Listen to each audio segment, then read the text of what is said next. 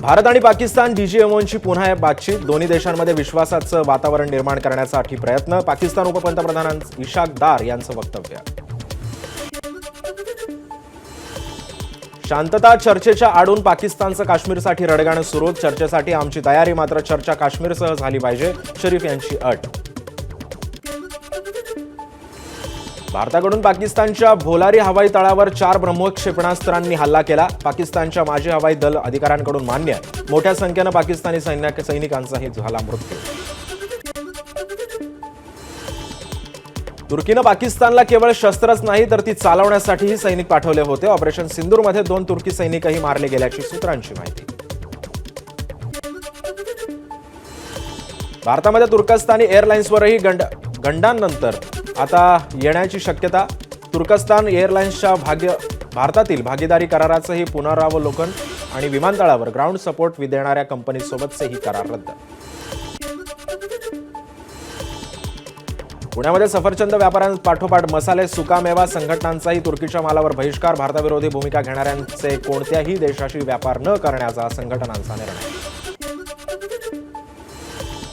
परराष्ट्र मंत्री एस जयशंकर यांची तालिबान्यांशी चर्चा. अफगाणने केलेल्या पहलगाम हल्ल्याच्या निषेधाचं भारताकडून स्वागत. भारत अफगाणिस्तान संबंधित खोट्या बातम्या फेटाळल्याचंही केलं स्वागत. केंद्रीय संरक्षण मंत्री राजनाथ सिंह गुजरातच्या दौऱ्यावरती. ऑपरेशन सिंदूरच्या यशानंतर भुज एअरबेसला भेट देत वायुदलाच्या अधिकाऱ्यांचं केलं कौतुक. ऑपरेशन सिंदूर अद्याप संपलेला नाही. केंद्रीय संरक्षण मंत्री राजनाथ सिंह यांच्याकडून पुनरुच्चार. ऑपरेशन सिंदूर हा केवळ ट्रेलर होता, या योग्य वेळी संपूर्ण सिनेमा दाखवू असंही केलं वक्तव्य. केंद्रीय संरक्षण मंत्री राजनाथ सिंह यांनी जवानांना भरवली मिठाई. भुज हवाई तळावर जवानांना भरवली मिठाई.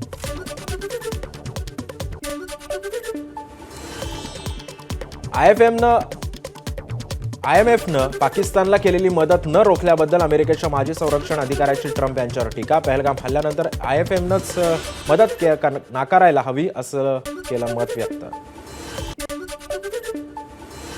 मंत्री विजय शहांच्या कर्नल सोफियान वक्तव्य हे घृणास्पद. हा संपूर्ण सैन्य दलाचा अपमान आहे. विजय शहांची मंत्रिपदावरून आणि भाजपमधून हकालपट्टी करण्याची सामनातून मागणी.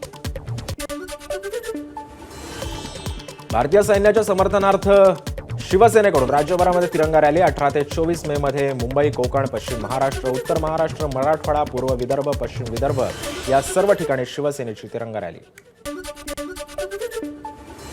बीडमधील अंबाजोगाईमध्ये आमदार नमिता मुंदडांच्या नेतृत्वामध्ये तिरंगा रॅली. नमिता मुंदडा यांचे पती अक्षय मुंदडा तसंच नागरिकांचा मोठ्या संख्येनं रॅलीमध्ये सहभाग.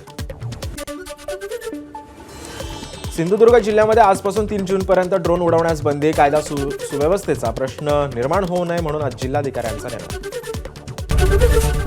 एबीपी माझा, उघडा डोळे बघा नीट.